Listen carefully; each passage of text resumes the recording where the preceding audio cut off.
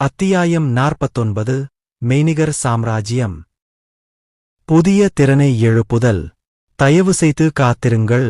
நீங்கள் சட்டத்தை எல்லாம் தேடுபவர் என்ற மானா திறனை ஒரு திறமையின் வடிவத்தில் வெற்றிகரமாக எழுப்பியுள்ளீர்கள்.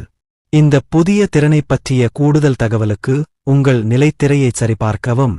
அறிவு புள்ளிகள் 7915. மானா வலிமை 2500. சையோனிக் ஆற்றல் மானா ஆற்றல் 250 இன் கீழ் 250. சாய்ரியல்ம் 1. தொடக்க நிலை சாய் பயிற்சியாளர் 250 இன் கீழ் 499. இவற்றையெல்லாம் படித்துவிட்டு மிருதன் வருத்தத்துடன் தலையை ஆட்டியபடி சோகமாக பெருமூச்சு விட மட்டுமே முடிந்தது. என்ன இருந்தாலும் அது ஏற்கனவே போய்விட்டது. அதனால் இந்த நேரத்தில் நான் எந்த வருத்தத்தையும் உணர வேண்டிய அவசியமில்லை. சரி, இந்த மானா திறன் போதுமானது என்று நினைக்கிறேன். மிருதன் அமைதியாக சுய ஆறுதலில் யோசித்தான். மேலும் என் மனம் தெளிவாக மாறுவதை என்னால் உணர முடிகிறது. அது மானா வளர்ப்பின் முதல் உலகிற்குள் நுழைந்ததாலா? முதலில் முஷ்டி நுட்பத்தை புரிந்து கொண்ட பிறகு எனக்கு 9540 அறிவுப் புள்ளிகள் மீதமுள்ளிருக்க வேண்டும். ஆனால் என் மானா வலிமையை 875 இலிருந்து 2500 அதிகரிக்க இந்த அமைப்பு 1625 அறிவுப் புள்ளிகளைச் செலவிட்டிருக்க வேண்டும் என்று நினைக்கிறேன். இறுதியாக எனக்கு ஒரு பிசை சாகுபடிப் பிரிவு கிடைத்தது போல் தெரிகிறது. அது தொடக்க நிலை பிசை பயிற்சிப் பிரிவு.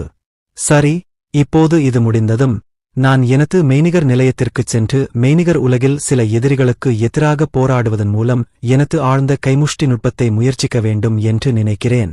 இந்த கட்டத்தில் எனது தற்போதைய புரிதலின்படி வெறும் காற்று குத்துதல் அல்லது மணல் குத்துதல் அதை குறைக்கப் போவதில்லை. ஏனெனில் எனது முன்னேற்றத்தை முழுமையாகக் காண கடுமையான எதிரிகளுக்கு எதிராக போராடுவதை நான் அனுபவிக்க வேண்டும். உடனடியாக எழுந்து தனது அறையை விட்டு வெளியேறும்போது மிருதனுக்கு தொடர்ச்சியான எண்ணங்கள் தோன்றின. சில கணங்கள் கழித்து அவன் தனது படுக்கையறைக்கு அடுத்த ஒரு அறையின் கதவின் முன் நின்றான்.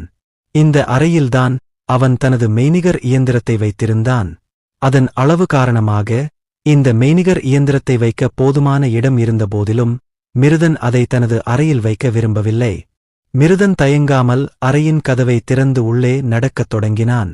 அறைக்குள் சில கேபிள்கள் இணைக்கப்பட்ட மெய்நிகர் இயந்திரத்தைத் தவிர வேறொன்றுமில்லை. இந்த மெய்நிகர் இயந்திரத்தின் வடிவம் ஏதோ ஒரு விண்வெளிப் பெட்டியைப் போல இருந்தது. அதன் அளவு மற்றும் வடிவம் காரணமாக இது ஒரு சவப்பெட்டியைப் போல தோற்றமளித்தது என்று கூட ஒருவர் கூறலாம். இருப்பினும் உண்மையான சவப்பெட்டியைப் போலல்லாமல் இது ஒரு உருளை வடிவத்திற்கு அருகில் தெரியும் அளவுக்கு விளிம்புகளைச் சுற்றி வடிவமைக்கப்பட்டுள்ளது. எப்படியிருந்தாலும் அவன் உயர்நிலைப் பள்ளியில் சேருவதற்கு முன்பு அவனுடைய பெற்றோர் வாங்கித் தந்த மெய்நிகர் இயந்திரம் இதுதான். அந்த நேரத்தில் குடும்பத்தில் விஷயங்கள் அவ்வளவு மோசமாக இல்லை. ஏனென்றால் அவனுக்கு 15 வயது ஆகும்போது அவனுடைய உள்ளார்ந்த திறனை அவன் எழுப்ப முடியும் என்று அவனுடைய பெற்றோர் நம்பினர். இருப்பினும் அந்த எதிர்பார்ப்பு அவர்கள் எதிர்பார்த்தது போல் நடக்கவில்லை. எப்படியிருந்தாலும் மிருதன் இந்த மெய்நிகர் இயந்திரத்தை அதன் நோக்கம் போல அரிதாகவே பயன்படுத்தினான். மேலும் அவனது பெற்றோர் இந்த மெய்நிகர் இயந்திரத்தை அவனுக்காக வாங்கி 4 ஆண்டுகள் ஆகிவிட்டன. ஏதோ காரணத்தினால் இந்த மெய்நிகர் இயந்திரம் தயாரிக்கப்பட்ட நிறுவனத்தின் பராமரிப்பு குழுவை அவனது பெற்றோர் இன்னும் வைத்திருந்தாலும் அவர்கள் அடிக்கடி வந்து மெய்நிகர் இயந்திரத்தைச் சரிபார்த்து சில பாகங்களை புதிதாக மேம்படுத்தப்பட்டவற்றால் மாற்றுவார்கள். இயற்கையாகவே அவனது பெற்றோர் அவனது உடன்பிறப்புகளுக்கு 2 கூடுதல் மெய்நிகர் இயந்திரங்களை வாங்கினர். ஆனால் அவனது சிறிய சகோதரி அதை ஒருபோதும் பயன்படுத்தவில்லை. மேலும் வீட்டில் இல்லாத அவனது சிறிய சகோதரனைப் பொறுத்தவரை மிருதன் அவர்களின் பெற்றோர் அதை வாங்கியபோது செய்ததைப் போலவே அவர் தனது அடிப்படை நுட்பங்களைப் பயிற்றுவிக்க மட்டுமே அதை பயன்படுத்தினார். இருப்பினும் இந்த மெய்நிகர் இயந்திரத்தின் மற்றொரு அம்சம் ஒரு பயிற்சி அறைக்குள் நுழைந்து உங்கள் திறன்கள் மற்றும் நுட்பங்களை மெய்நிகராக பயிற்றுவிப்பதைத் தவிர அதுதான் மெய்நிகர் டூயல் சிஸ்டம் அல்லது வீடியோ மற்றும் ரோல் பிளேயிங் கேம் சிஸ்டம். அங்கு ஒருவர் மெய்நிகராக உருவாக்கப்பட்ட மிருகங்கள் அல்லது பிற உயிரினங்கள் மீது தங்கள் நுட்பங்களை பயிற்சி செய்யலாம். இருப்பினும் இந்த மெய்நிகர் இயந்திரம் முதலில் வெளிவந்தபோது மிகவும் விலை உயர்ந்ததாக இருந்தது. எனவே பலரால் ஒன்றை வாங்க முடியாது. இருப்பினும் பல ஆண்டுகளாக விலை குறைந்துவிட்டது. கொஞ்சம் செல்வம் உள்ள சாதாரண குடும்பங்கள் கூட தங்கள் குழந்தைகளுக்கு அதை வாங்க முடியும். எனவே இப்போதெல்லாம் இது உயர்நிலைப் பள்ளி மாணவர்கள் மற்றும் பல்கலைக்கழக மாணவர்கள் மத்தியில் மிகவும் பிரபலமாகிவிட்டது. ஏனெனில் இது அவர்களின் பாடத்திட்டத்தின் ஒரு பகுதியாக இருந்தது, குறிப்பாக நடைமுறை சண்டை அமர்வுகளுக்கு. இருப்பினும், மறுபுறம், அரசாங்கம் தங்கள் மாணவர்களுக்கு பயிற்சி அளிக்க மெய்நிகர் இயந்திரங்களால் உருவாக்கப்பட்ட மெய்நிகர் யதார்த்தத்தை பயன்படுத்துவதை கடுமையாக அறிவுறுத்தியது.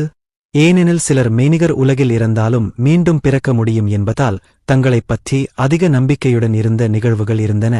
அந்த மனநிலையுடன், அவர்கள் மெய்நிகர் யதார்த்தத்தை பெரிதாக எடுத்துக் கொள்வதில்லை, மேலும் அதை ஒரு பொழுதுபோக்கு விளையாட்டாக மட்டுமே பார்க்கத் தேர்வு செய்கிறார்கள்.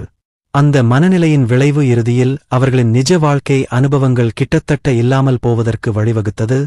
இதனால் அவர்கள் தங்கள் உடல்நலக் அவர்களுக்கு முன்னால் காட்டப்படாத ஒரு உண்மையான அசுரனையோ அல்லது மிருகத்தையோ சந்திக்கும் போது அவர்களின் ஆரம்பகால மரணங்களுக்கு வழிவகுத்தது.